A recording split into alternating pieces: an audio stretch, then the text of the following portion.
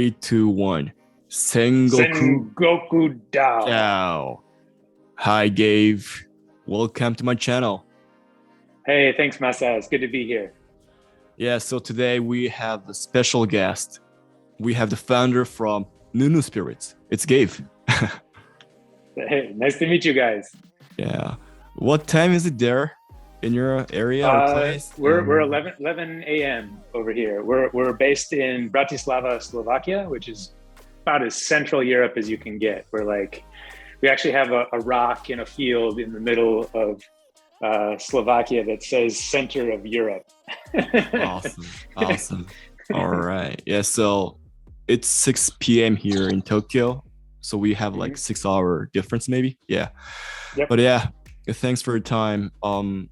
I have a lot of questions that I would like to ask on behalf of, let's say, JP Web3 community we have here in Japan. So yeah. So Gabe, maybe can we start from your introduction? Maybe can you share us about your, how you got into Web3 space? Mm-hmm. And Sure. Yeah, sure. Yeah. So I got into Web3 kind of, I don't know if it's a normal route, but I've been working in games since I moved to Slovakia about 12 years ago. And mostly in mobile, casual, I would say, but I did do some kind of experimentation and offshoots into like platform gaming and PC games and stuff like that. And I've always been kind of an avid game designer. And anyway, I left a company here in Slovakia that does game development, and I picked up a job working in the glory days of the ICO back in 2017. Oh. I was working for an altcoin here in Slovakia. And this was at that crazy time where they fundraised in Bitcoin, like right before the Bitcoin like shot up. And so they just, pretty much like most ICOs of that day, they just didn't know what to do with all that money. But anyway, so that was my introduction into crypto. And I was doing mostly like brand management and copywriting and that kind of stuff. And, making sure that we were communicating what was happening with the team, with the community and helping build that. And so, I got really like a crash course in what's important in blockchain. And, a lot of those things in those ideas that I picked up then, I still really, really believe in. I think that blockchain has a lot to offer society in general. And I think a lot of it's kind of getting glazed over and it's kind of getting fudded out by, kind of this vocal minority who's just doesn't understand what blockchain can do. And it is kind of also, partly because of the kind of scam culture that kind of glommed onto it. Yes.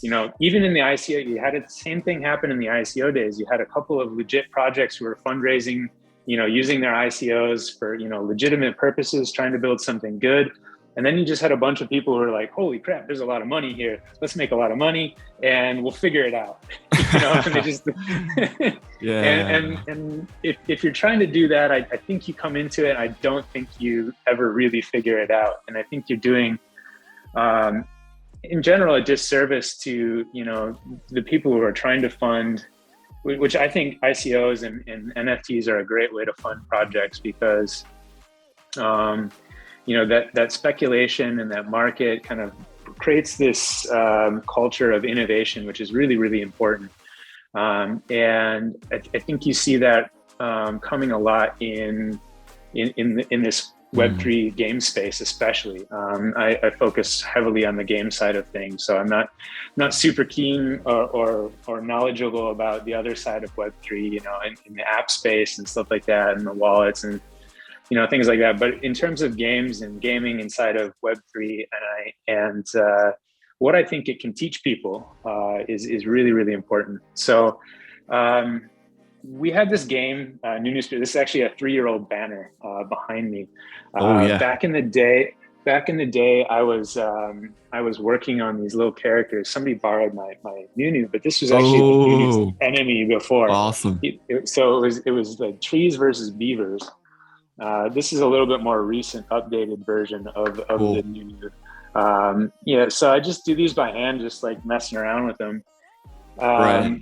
Anyway, so those are super old. 3 years ago, we were like, let's do a mobile casual game about saving the NuNu, saving the forest, and it was doing really well. It was kind of fun. At least the market traction was there, but we were chasing the wrong game. Maybe we were trying to do like a Lemmings type puzzler game, and it was just too hard. It just didn't fit the market. It didn't fit the casual need. And so we kind of shelved it for a while. And one of the problems I had with that game at that time was, sure, we were saving the forest in the game, but I also am very kind of ecologically minded. When I was a kid, I was, adopting animals, and like, endangered species, all the, that kind of crazy stuff that you do when you really care about nature and the world. And so I was like, wouldn't it be cool if we could save the forest in the game and save the forest in the real world? And I just couldn't find a good way to connect the player to that activity until we started working on Dinox or DinoX, which is a project with our sister company. And we were doing the game development for that. And, I got a little bit more heavy back into crypto then, talking about the ramifications of it. And I instantly saw that we could connect the NFT to a real world tree planting event. And I was like, this is so cool. Like, we have to do this, know? Like, and I was really surprised no one else was actually doing it. I mean, there are some eco projects out there, but no one is really connecting the games and the NFTs to a tree that's planted in the real world. So, we hit the ground running, and we started funding back in like November, December of last year. We got our seed round in and our idea in before the bear, obviously, but that kind of put a stop to a lot of things and kind of slowed down the hype train, so to speak. But man, we got in at the right time, and we got our development house in order, and we have the most amazing team that I've ever worked with in my 12 years of making games. It's just, they're firing on all cylinders. They're well-oiled. They bounce off each other. Every one of them is engaged in the creation process and in what it means to build a game together. So it's really, really exciting at the moment. And I think it's a good time to be in Web3. Despite the market conditions, everybody, is kind of head in the sand, or there's quite a bit of uncertainty right now, but we're strong, we're building, and there's just such a bright future for Web3. In my opinion, you have DAO governance, which is something that's still just barely being explored, and the ramifications for that are so far-reaching. Not just in terms of us governing our game community and our game ecosystem, economy, and all those things, but those have applications for governance, in terms of states and not-for-profit organizations, that run off of DAO governance. The old thing is like, I want to do something good with my money, but I don't want to give it to a charity that's just going to pad CEO pockets or something like that. Exactly. This transparency of blockchain and kind of the immutability of it is something that the world kind of needs, and it's really difficult to get people to understand that need if all they know about it is an Elon Musk tweet that says, oh yeah, it's not green, so we're not going to take it, and then everybody's like, oh, wait, dump. Yes, yeah. When in actuality, I read a study that like 70% of power used for blockchain is already renewable. So you compare that with any other industry, and I think we're already ahead of curve. And goes back to what I said earlier about that innovative spirit. Somebody who's mining or doing blockchain is looking for the absolute cheapest way to power their machine so that they can run it. They're not, because that's a cost benefit for them. It's not like, let's, put our money into, something that's not going to do good for our environment. I'm not going to name names or call out anybody publicly, but there are more responsible ways that we can organize ourselves and work together to make our planet better.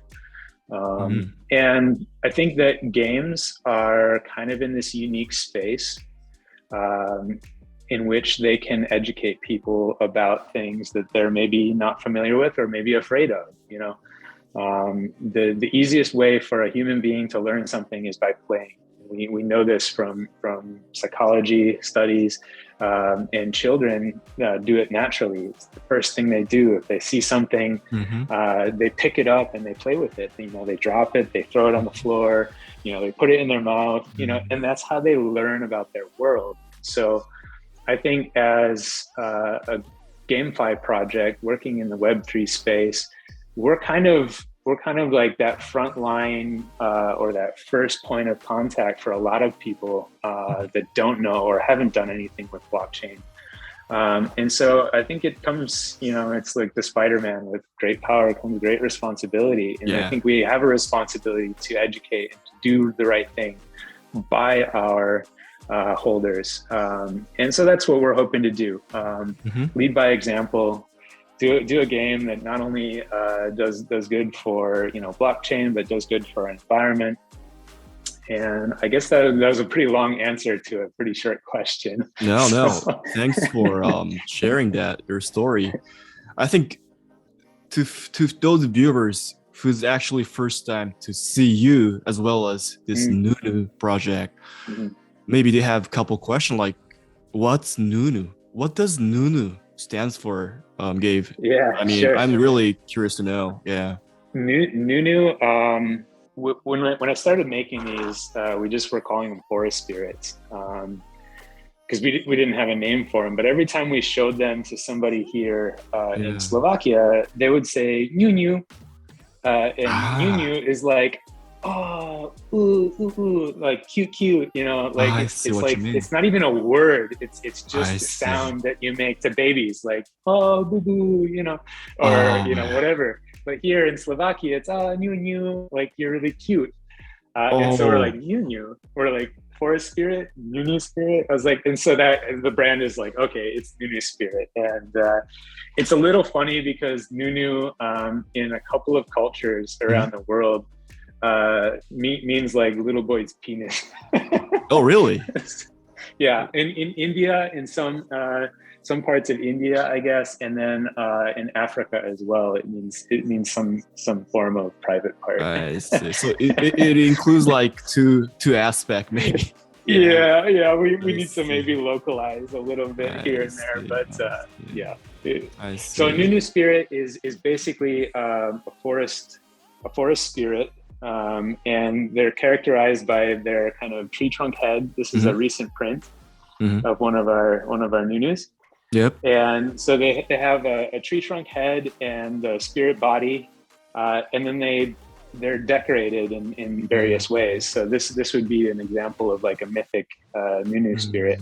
So he's got some epic horns and some crazy cool eyebrows and a little shell on his head and some sideburns and stuff like that. So he's fully kitted out. And then you have like the commons who maybe they're not quite as deluxe, but they've got their little they got their cute little heads and their funny little bodies, and they run and have fun.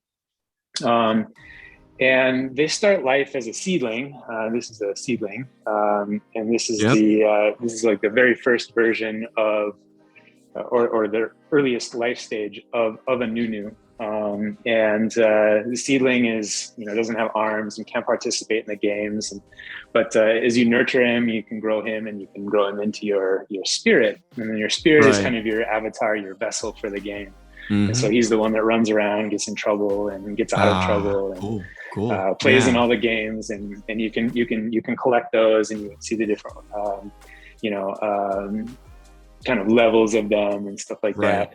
And then ultimately, as they level up, they become more experienced and more wise and knowledgeable, and eventually they become elders. And the elder is a full tree planted in the game, but it's also a tree planted in the real world.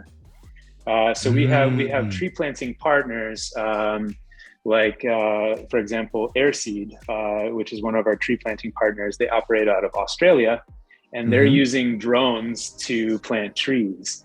Really? So there's super cool.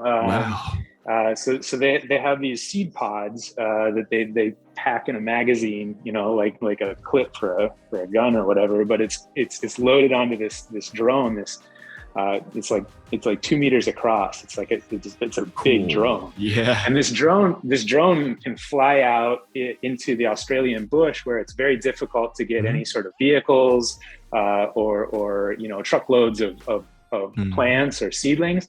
And they fly out and they kind of analyze the topography. They look for good places where trees used to be that were either destroyed in bushfires or droughts, and they kind of optimize those spaces, and they plant biodiverse. So they're not planting monocultures. They're planting biodiverse forests that very, very quickly can revitalize and provide homes and spaces for fauna even. So it's not just about saving the forest for the trees. The forests are kind of like the cornerstone of an ecosystem. And if you have trees, you have soil retention, so the soil doesn't erode. You have homes for animals, you have food for animals. And those animals create, fertilizer for, even, more growth and stuff like that. And so they're really approaching it from a perspective of, what's best for the environment. How do we get these environments back up to speed? After there is such, a cataclysmic event as a bushfire, which are becoming quite common, both in Australia, the California coast. There are other places in the world that are kind of being plagued by these, droughts, like France for the first time in, I think, like 100 years, like one of the largest river in France has dried up. It's crazy. Wow. It's crazy. It's crazy. Yeah. So, if we can, help any way we can, it's kind of our goal, our mission is to leverage play to earn, because play to earn is, for the first time, it's generating revenue, not just for, the publisher of the game. It's generating revenue for the people who participate. And those revenues can also be shared with our world, with our environment. So it gives us, the tools, and it gives us kind of the whole package and the marketing story, and everything kind of comes together and it works together to do something pretty cool. Yeah. So that's what a NuNu Spirit is. NuNu Spirit is just our way of, giving back, cool. I guess. Cool. Yeah. I mean,